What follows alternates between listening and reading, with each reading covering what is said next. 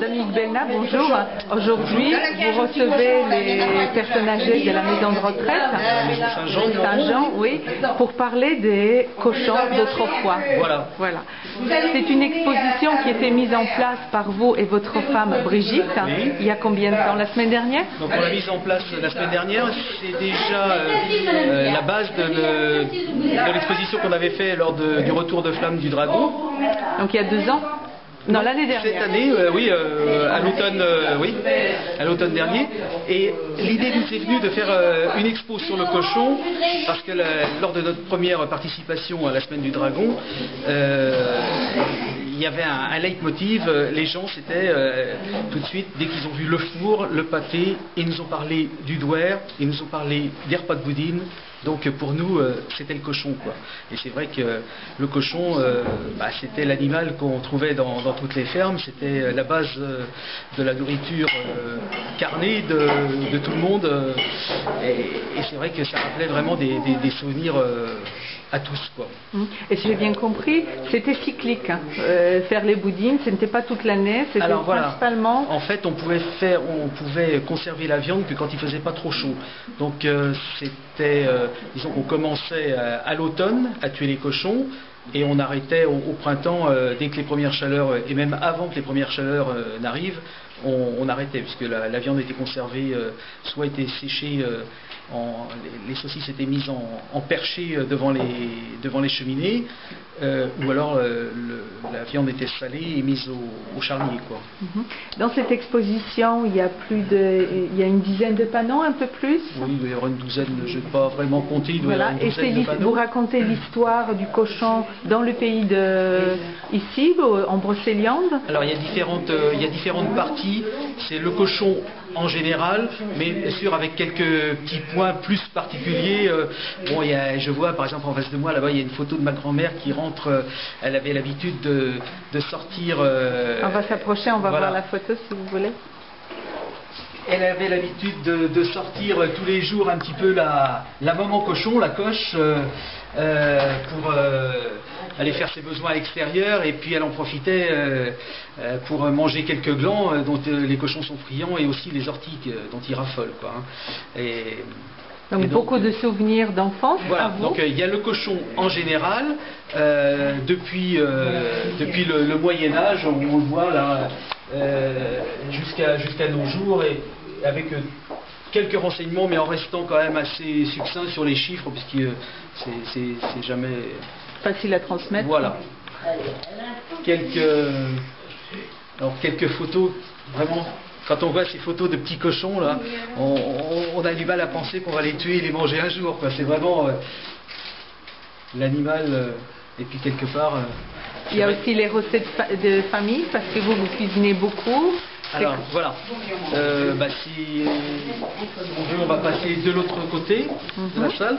Par contre, ce que j'aimerais bien aussi, c'est que on montre un peu ça, c'était les cages qui servaient aux agriculteurs, aux paysans à l'époque. C'était pas des agriculteurs, c'était des paysans, et qui leur servaient à emmener les cochons à la foire. Donc là, on a 3 types de loges que les gens chargeaient, alors soit dans la charrette, soit dans la voiture à cheval, pour ceux qui avaient les moyens d'avoir une voiture, petite calèche, une voiture à cheval. Ils chargeaient à l'arrière, ils allaient emmener les cochons, et puis souvent le soir ils revenaient un petit peu fatigués. Heureusement que les chevaux connaissaient bien la route pour revenir.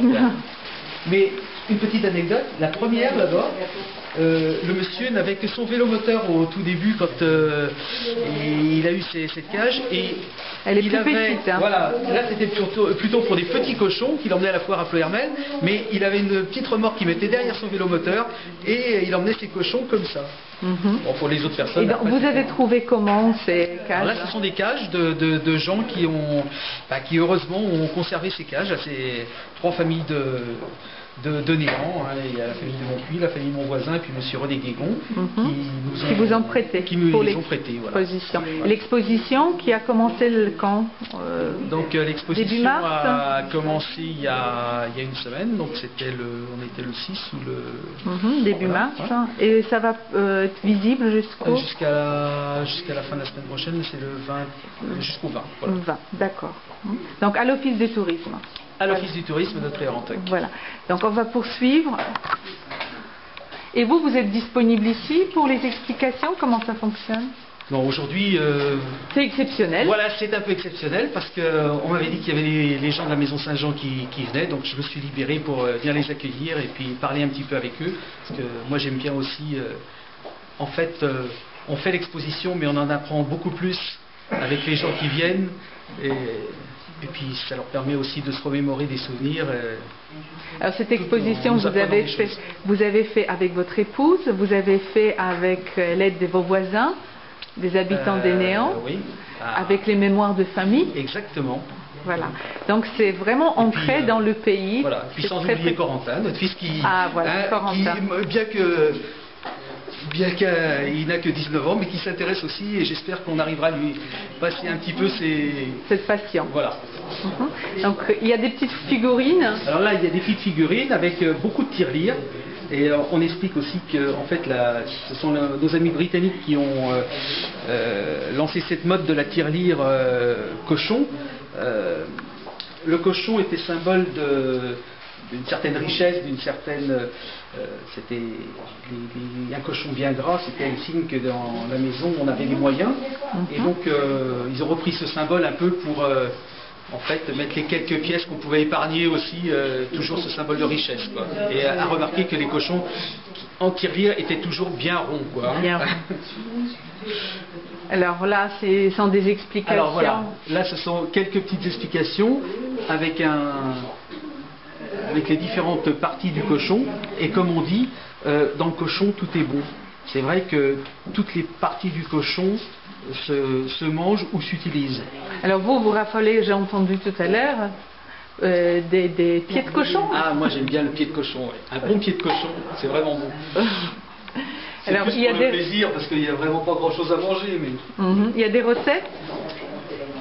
Des recettes, on n'a pas vraiment de recettes parce que c'est ce qu'on disait tout à l'heure avec ces gens là, c'est qu'en fait dans chaque village, dans chaque famille pratiquement, chacun avait sa façon de préparer les choses, quoi. Donc on n'a pas voulu mettre de recettes parce que les gens se seraient peut-être pas retrouvés. Mais par contre on a le menu du repas de Boudine, et des gens qui n'avaient pas forcément beaucoup de moyens. Ce jour-là, faisait bon ventre. C'était vraiment le repas presque gargantuesque, quoi. Et alors, ce repas était organisé une seule fois dans l'année? C'était un moment très... Pratiquement à chaque fois que les gens tuaient le cochon, ils faisaient un repas de boudine où ils invitaient leurs proches, leurs voisins. Et c'est vrai que les gens faisaient la fête toute la journée. Alors dans certains cas, une partie de la famille venait le midi. Souvent c'était plutôt les parents ou les grands-parents de la maisonnée, puisque on retrouvait les grands-parents, les parents et les enfants dans la même maisonnée. Et puis le soir c'était plutôt les jeunes qui venaient. Et ils faisaient la fête souvent tard dans la nuit, quoi, ensuite. D'accord. Alors là, c'est une photo qui vient du pays ou pas trop? Non, celle-là, malheureusement, on n'en a pas retrouvé de photos du pays. Mais ça se passait sensiblement de la même façon pour tuer le cochon, quoi. En fait, le cochon était saigné. Alors là, c'est la maman de Brigitte, c'est ça? Non, c'est la mienne. C'est la vôtre, votre maman à vous. Et oui. Et alors, qu'est-ce qu'elle prépare ici sur cette photo? Donc là, là-haut, je hache la viande pour faire la saucisse, comme on voit là. Et ici, là, on passe le boyau sur une sorte d'entonnoir qu'on aperçoit ici, là. La chair est poussée par la machine. Et on voit la saucisse qui sort, quoi. D'accord, la fabrication, c'est la fabrication maison Belna. Voilà. Et la fameuse, le menu. Donc là, je raconte un petit peu la journée, disons la veille et la journée de Boudine, quoi. Avec, la veille, c'est vrai que déjà on mettait le cochon, on essayait de le tenir propre quand même pour que le jour où le tueur venait, il soit pas trop sale, hein. Et le matin, on ne le nourrissait pas. Et donc le boucher de campagne venait, c'était souvent un agriculteur qui faisait ça, et il venait, Et donc là, on explique un petit peu avec les différents termes, les différents objets, choses qui servaient à cette journée-là. Voilà. Donc là, une bassine qui n'est pas belle, hein, maintenant, qui est pleine de mailles à sauter, hein, mais c'était la bassine qui servait à ma grand-mère pour recueillir le sang, pour faire le boudin. Et ça, c'était ce qu'on appelle la tabiette. C'est sur ce banc-là qu'on couchait le cochon pour le saigner. Certains l'attachaient, bien souvent il était simplement maintenu.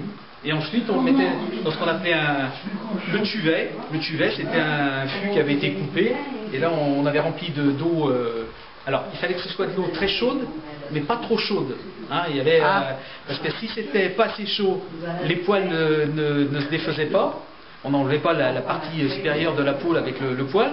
Par contre, si c'était trop chaud, on cuisait cette partie-là et la peau se déchirait. Donc, c'était tout un art. Ah là, il y avait une technique, et puis souvent c'était la fermière qui mettait la main dedans, et comme elle disait, autant de la main, elle savait la température et elle savait quand c'était bon. Merci beaucoup.